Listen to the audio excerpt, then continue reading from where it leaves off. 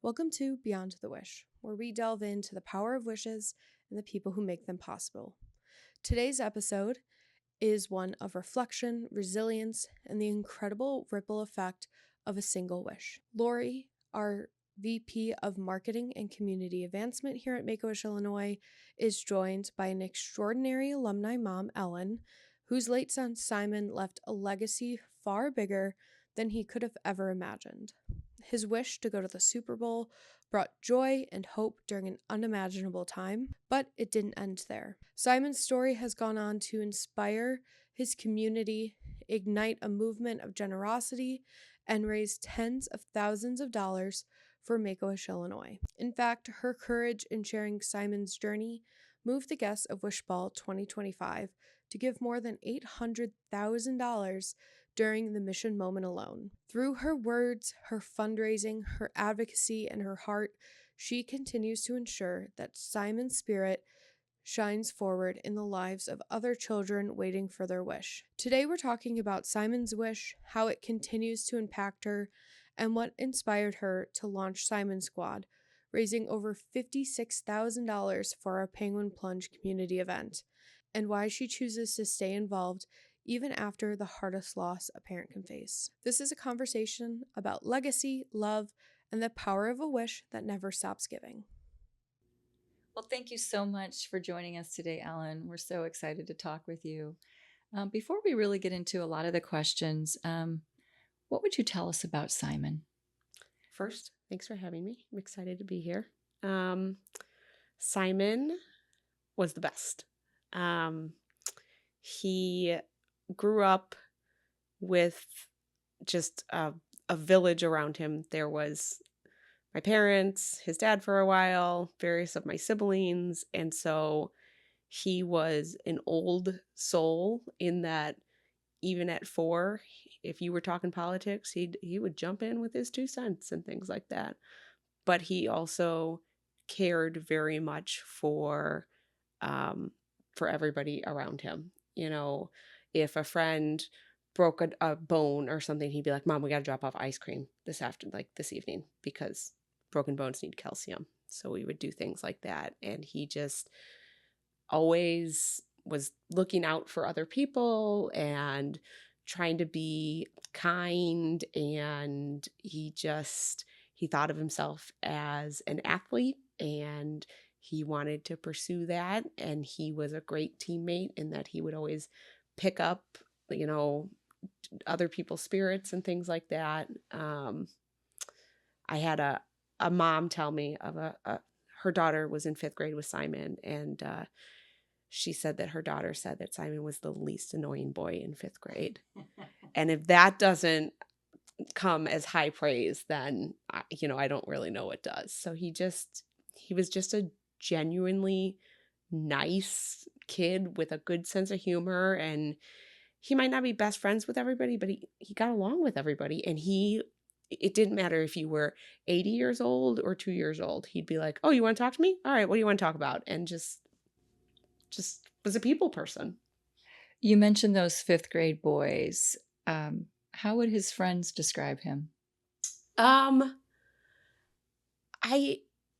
think a lot of his friends would describe him as, I don't think they would describe him as a leader, but they would describe him as somebody who just brings people together. So he was on a text thread with 2 of his buddies and their 2 girlfriends. And I was like, "Buddy, isn't that a little bit weird? You're like the 5th wheel?" And he goes, "No, I'm keeping the vibe real." And I was like, "Alrighty then." But he could, with one friend, he would be talking about, politics or things like that, and then the next day he'd be with a different friend and they'd be talking about football. The day after that he'd be with somebody else and they would be talking about the food shows that they watched. I mean, he was in some respects a chameleon that just was able to bring people together and brighten people's day. That's amazing. Yeah. What would you say is probably the core at what he taught you? I think he taught me to be brave when he was really little, we went to the Y one time, and I do not like cold. And so they have a warm therapeutic pool, but it was shallow. And he's like, Mom, if I'm going to get good swimming, I have to practice in the deep pool. And I was like, but that's the cold pool. So we walked over there, and he just took my hand and he looked up at me and he goes, be brave. And I was like, okay. And we jumped in the pool. But facing his illness and things like that, like he was always brave. Okay, if that's what I have to do to get back to where I want to be, then that's what I'm going to do. What an incredible boy. Yeah. Absolute incredible. Can you take us now back to when Make-A-Wish first became a part of your family's journey? Yeah, so Simon was diagnosed with lymphoma when he was 8, and there was 9 months of intensive treatment. And towards the end of that 9 months, we first started working with Make-A-Wish. And I think we had met with them maybe once, and then the pandemic hit, and everything got kind of all messed up because we just didn't know what was going on. And when you have a kid who's immune suppressed on top of a global pandemic, and so he met his wish granters, Andrea Jones, who was just amazing throughout the entire process. We met with them, and I kind of talked to him about what it was, and he knew a little bit about Make-A-Wish from I'd showed him like the Bat Kid video when he was younger and some things like that. And he was like, okay, I have a plan. And by the second time he met with them, he's like, this is the hotel room I want to stay at. This is where I want to go. And he wanted to go to Lego headquarters in Denmark and build with a master builder and go to Legoland there. And they're like, yeah, we can't do international trips right now. And he's like, okay, I'll keep thinking. And so his wish process ended up being a lot longer than typical because of the pandemic and because he was 9 and then he was 10. And I don't want to say he was fickle, but like his interests changed, you know? And so at the beginning, he was all into Legos and Harry Potter. And then he got really into NASA and outer space for a little bit. And then he was reading the Percy Jackson series and stuff like that. And then finally, he's like, football is my life. And he's like, Mom, you think that I could go to the Super Bowl? And he asked me that in like December. And I was like, I mean, not this Super Bowl, but I think you could ask about next Super Bowl. He's like, yeah, Mom, that's it. That's what I want my wish to be. And so we told Andrea, and she's like, okay, not going to happen this year. And he's like, no, that's okay. I'll wait. And so we put in for that wish. And then we were pretty sure he was going to get it. And preseason started, and he's like, Mom, you know, if the first NFL game I go to is the Super Bowl, everything after that is going to be kind of a letdown. So I think maybe we should go to it just like a regular season game first. And I was like, I think you're milking this, kid.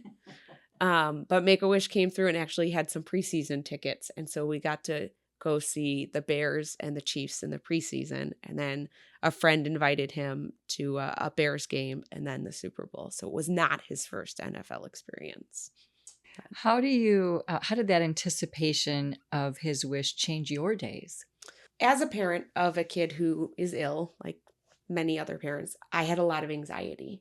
And so it was actually very stressful for me. I was very afraid that my anxiety might negatively impact his wish. And as a single mom, and he doesn't have any siblings, I was very afraid that if it was just him and me, that if my anxiety got the best of me, it might be a problem.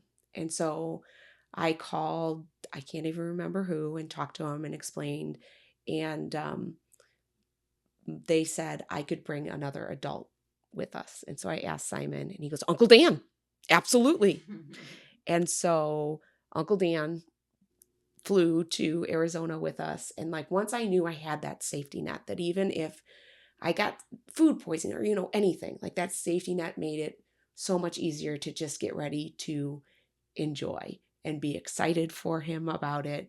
Because even if I couldn't do something, Uncle Dan was ready to step in and save the day, and, you know, things like that.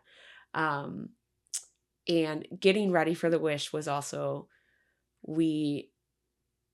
as we learned more about it, it was not just the Super Bowl. It was the NFL honors ceremony and these other things. And Simon was like, well, Mama, I have to wear a blue suit because people are going to need to know I am a wish kid.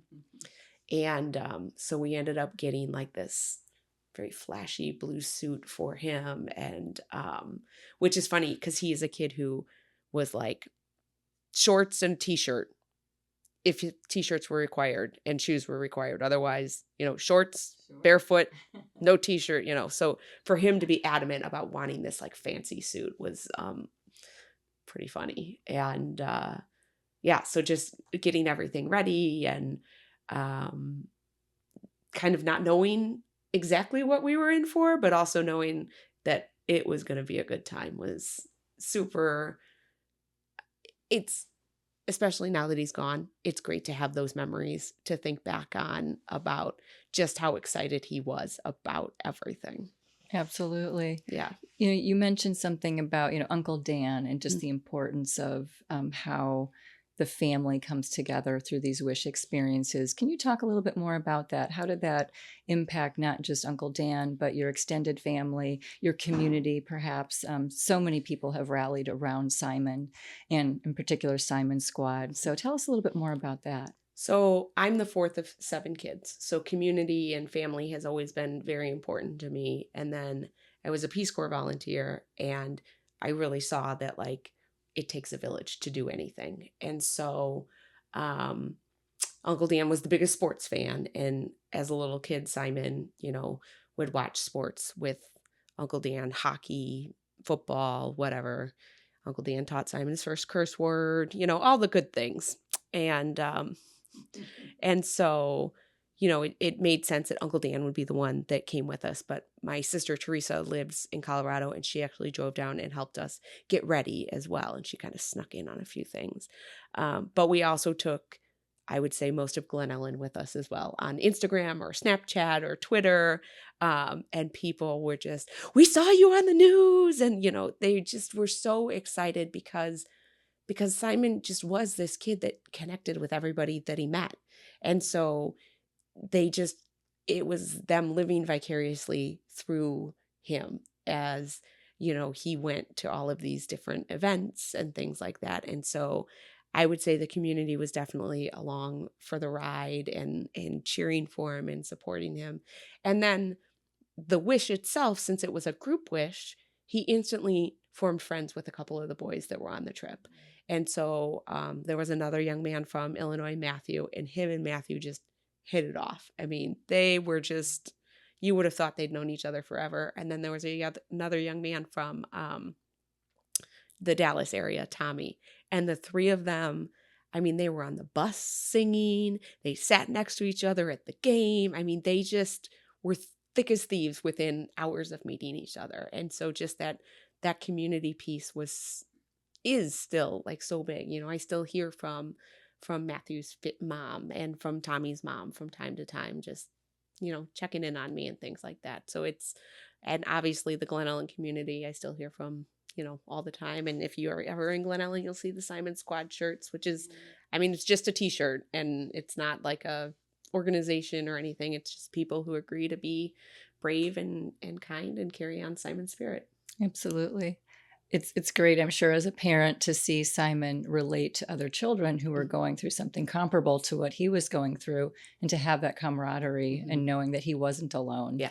And there's so many other children out there, and that's why these wishes are so important, and they're important to the community as well. Yeah.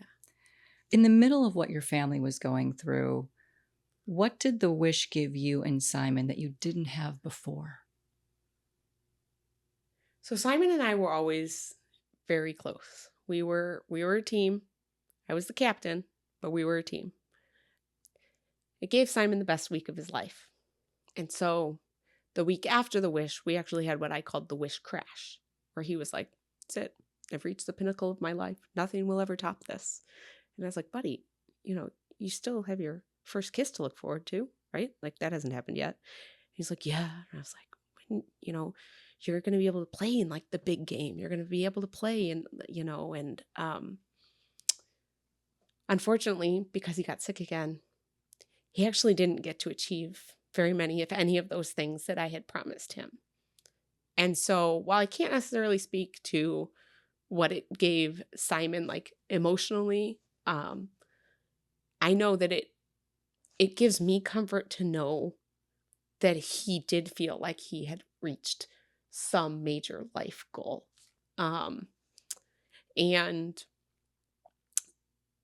I can always, and I try to look back on the good times and not just Simon being sick or Simon dying, because his life was so much more than that. And so having, the memories of him challenging one of the Arizona Cardinals to a ping pong match and beating him, and him just being like, yeah, Jonathan Ledbetter, that's who it was. Those are memories that like I can always have and hold and remember. I think it gave Simon bragging rights to be like, I went to the Super Bowl. Actually, my birthday's in August, and that August I got a card that said, "Happy birthday, I took you to the Super Bowl." Aww. And I was like, thanks, kid. I just gave him this joy that cancer had stolen from him from a long time. And so I think that's really important. And then it also gave him like this sense of purpose. Within a few months of having his wish, we found out that they were doing the Over the Edge, the fundraiser where you rappel down the side of a building and raise money for Make-A-Wish. And I was like, hey, Simon, is this something you would want to do to make sure other kids get wishes? He's like, yeah, totally. I want to rappel down the side of a building. That bravery right there. And I mean, he probably would have done it even if it was just to do it. But he's like, oh, yeah. And we can raise money so other kids can get wishes? Absolutely. Sign me up. And I was like, oh, I'm going to be out of town then. Is it okay if you go? You still willing to do it if it's Aunt Laura that takes you? And he's like, yeah, that's fine. Whatever. Like, just go with the flow. Yep. Absolutely. Bravery, kindness, generosity. Yeah. And just, the wish had such a big impact on him that he knew he wanted to make sure that any kid that qualified got the wish of their dreams. Yeah. Incredible. So giving. Yeah. He was. Selfless. Yes. Truly selfless. He was. How has Simon's wish continued to impact you and your family and your community long after he's gone? How is that influencing your day to day, your month to month, your year to year? Yeah.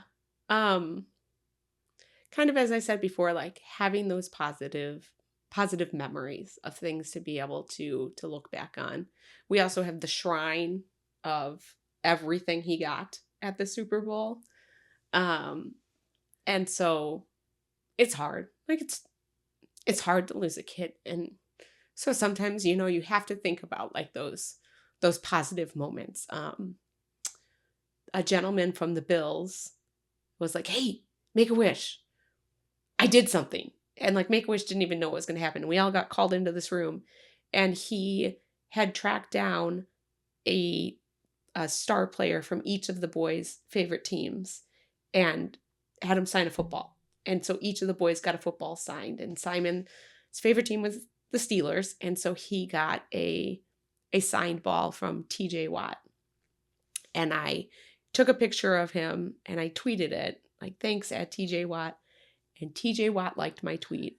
And you would have thought, I was like, hey, Simon, look who liked my tweet. You would have thought like TJ Watt personally came and was like, hey, Simon, here's a ball. He was over the moon. And so having those memories and having, the memory of he was able to meet James Conner, who battled non-Hodgkin's lymphoma as a junior in college. And that was Mom, James Conner did it. I can do it. And so being able to watch him meet some of these people that he idolized, and having them say kind things to him, just those are the things that I want to remember and focus on. And then with the community, like I said, Simon took all of his buddies with him on the trip, and showed them things and stuff like that. And so, we've done the polar plunge for the past 2 years, and we get the boys to come out and jump with us and stuff like that. And so it's just, I think he had a gift of bringing people together. And so now this is one of the organizations that, because of his spirit and because of what he went through, we're still supporting to carry on his spirit and his legacy. Yeah. Amazing. Absolutely amazing. You've mentioned that you have participated in these fundraising events. Mm-hmm. Talk about bravery. First rappelling, plunging into a cold water, icy cold water. Yes. You've raised over $56,000 for Simon Squad. Yeah. What inspired you to do this and continue to do it? After going on the Wish, Simon informed me that he was going to become a professional football player. And once he got off his rookie contract and he was making good money, his team would probably still be like, they wouldn't be making it to the Super Bowl because he was going to be a top pick. So it was going to be a rebuilding time. But he was going to buy a box and bring all the Wish kids to the box at the Super Bowl. And then he was going to talk to all of his buddies to make sure they came around to see the Wish kids. And if the NFL didn't work out, then he was going to work for Make-A-Wish, being the guy who brought the kids to the Super Bowl each year. I love his ambitions. So incredible. Make-A-Wish was part of his life plan to make sure that every kid got what they wanted, what he got. And so obviously his plan did not work out. But I want to carry on his legacy and his spirit by doing what I can. I'm not going to make it as a pro football player. Not many do. Not. I think that window has passed, unfortunately. But I do want to support this organization that meant so much to him, that it was always part of his future goals. And so it's my way of staying connected and carrying out the dreams that he wasn't able to achieve. Right. Continue to honor his legacy. Yeah. Yeah.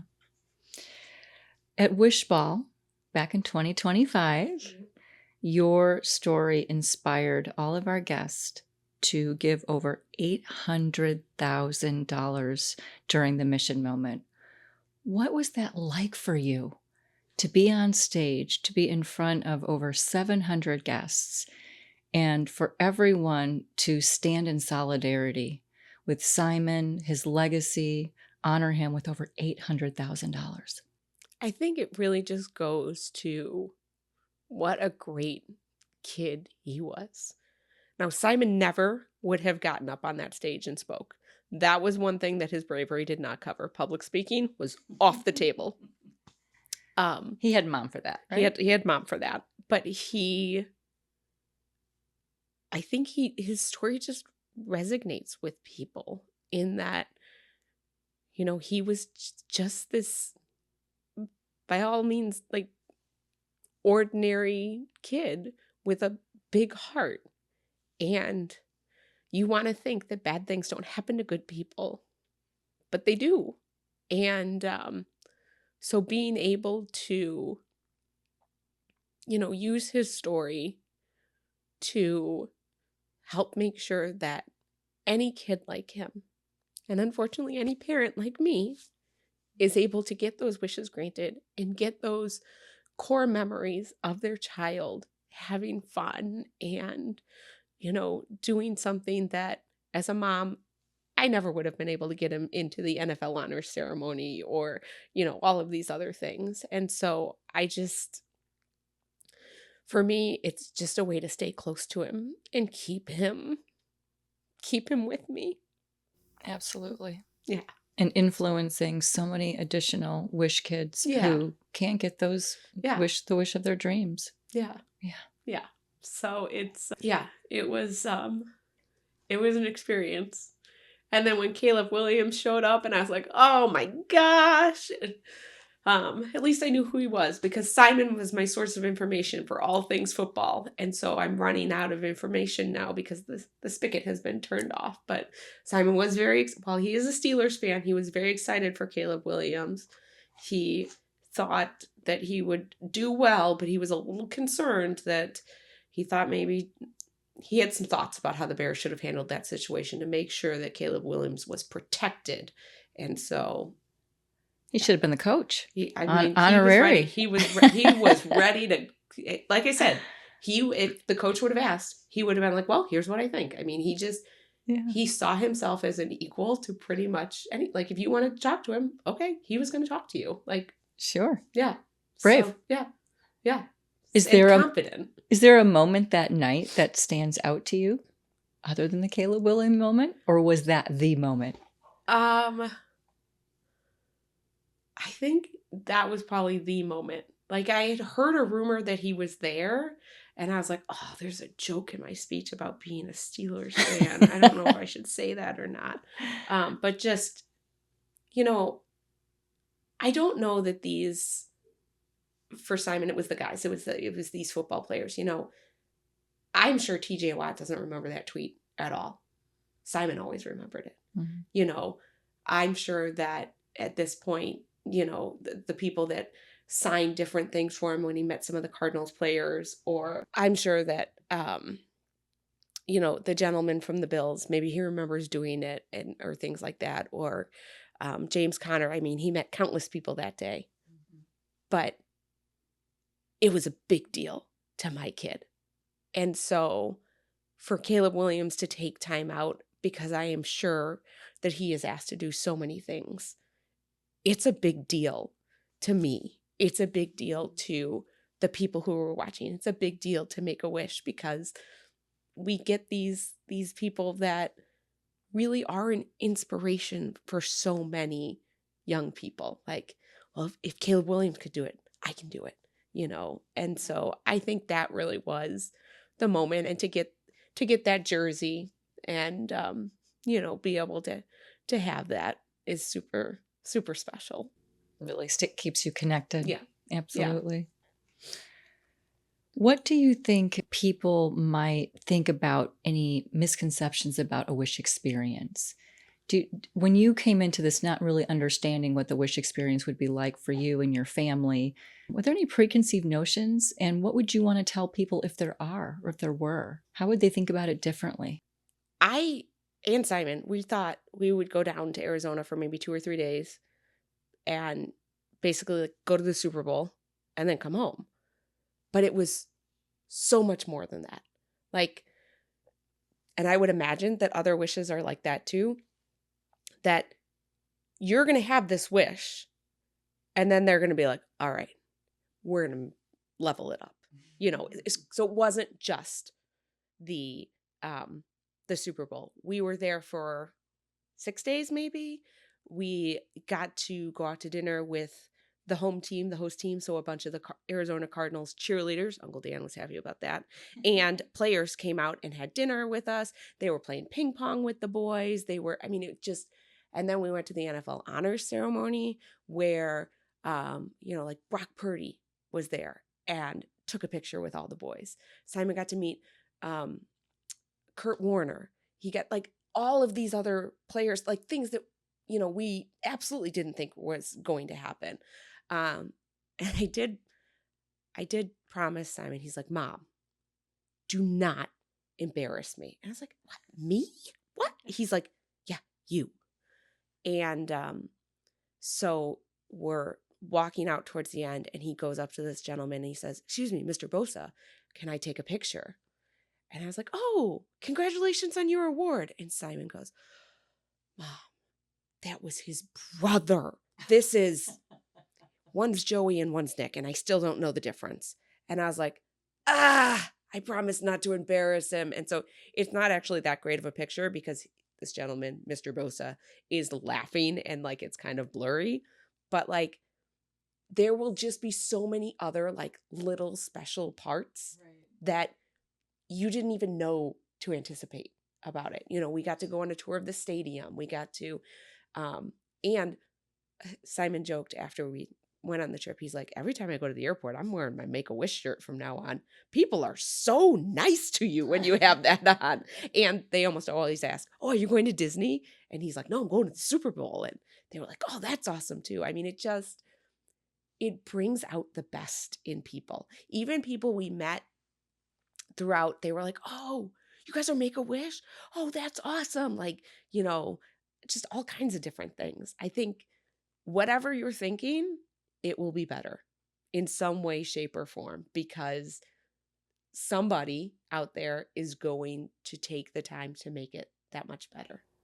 Well, it's interesting that you talk about, how Simon arrived at his wish, but also somebody immediately assuming that somebody's wish is going to be Disney. Yes. We really try to ensure that the wish itself is really a child's heartfelt wish. Mhm. And they run the gamut from puppies to play sets to Super Bowl wishes to Disney, to being a superhero for a day, as you've experienced with the Bat Kid story.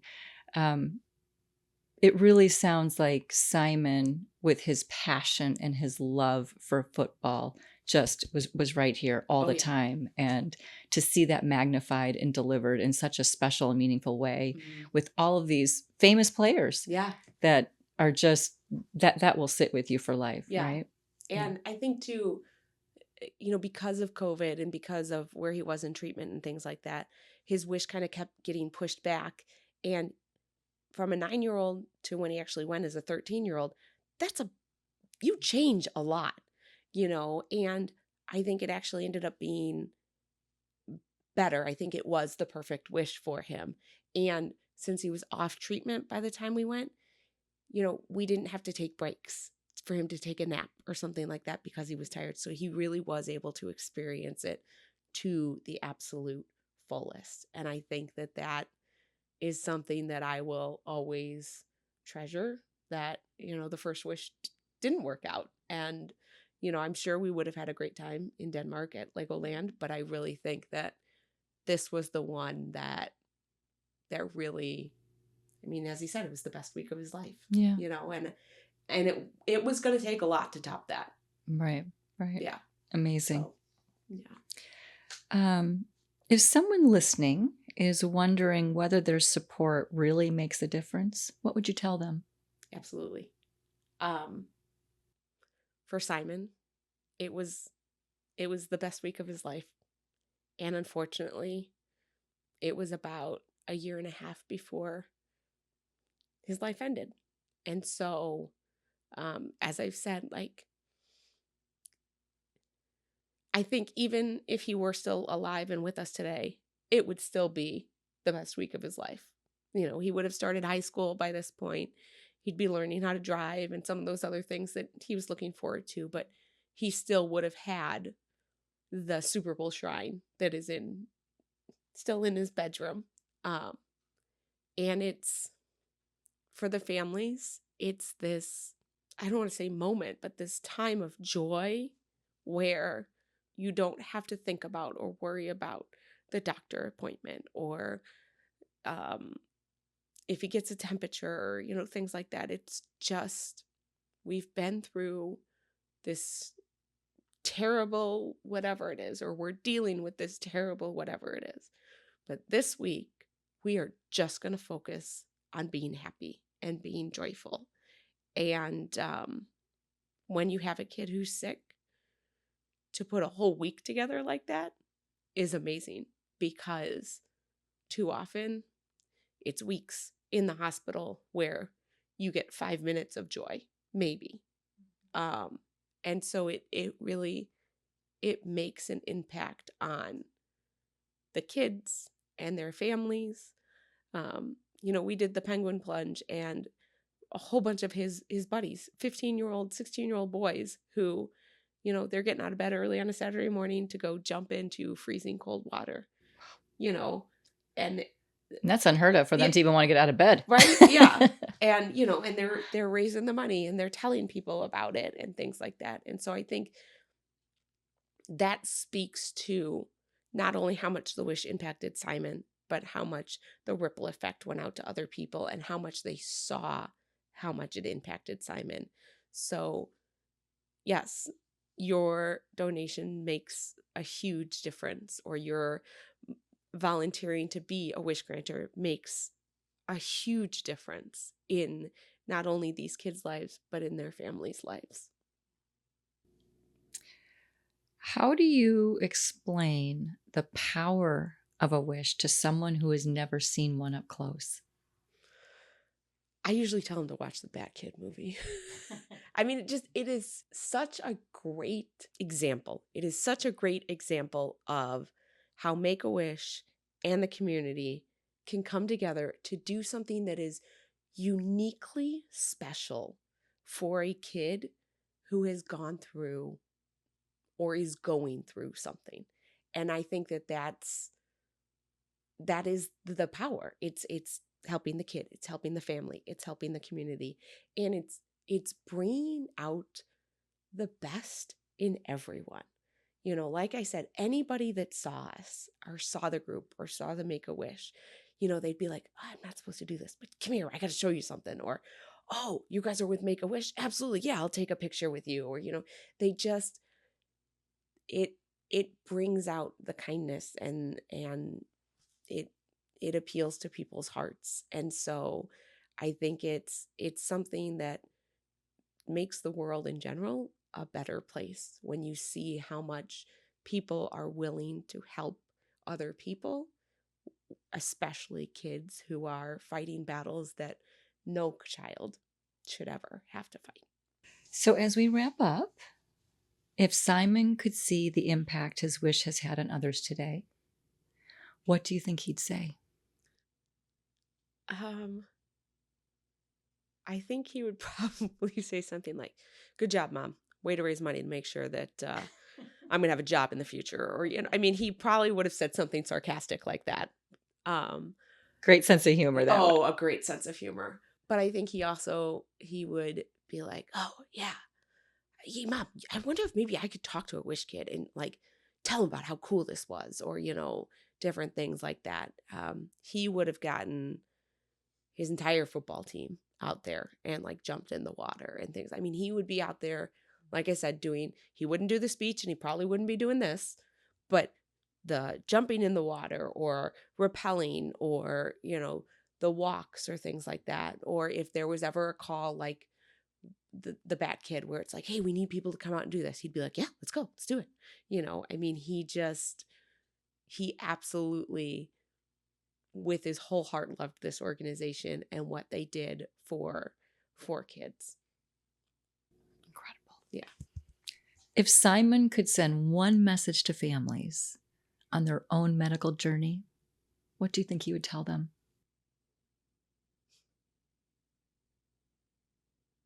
I think he would say, just keep going, do the best you can, and enjoy as many of the moments as you can. You know, even when we were in the hospital, he would play peekaboo and be making faces at a younger kid or something like that. That no matter how hard things get, be brave and be kind. Because that's what he did till the very end. Well, it's interesting that you mentioned this, to be brave and to be kind. These are words that not only do you carry in your heart, the Pittsburgh Steelers and everyone in our community will also be brave and be kind on behalf of Simon. Yeah. Thank you. You're welcome. Number 96. That was his number. He wanted to be number 99 like JJ Watt, but somebody had already taken that. So, Simon has been an influence on our organization. Your family has been an influence on our organization. We carry Simon here every single day. Yeah.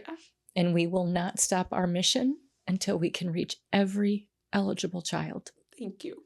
that can be granted the power of a wish. Yeah. We so appreciate having you here today. Thank you. Thank you for all that We you appreciate do. your bravery, your kindness, and all that you have done for the Make-A-Wish Illinois organization. Thank you guys for everything that you do, because I know a number of kids who have received wishes, and it really does make all the difference for them on their journeys, and it makes a difference to their families and their siblings to just be able to have some fun after so much has gone awry and out of their control. So thank you. I just finished treatment like 7 months ago. Just like to thank Make-A-Wish for making cancer suck a little less.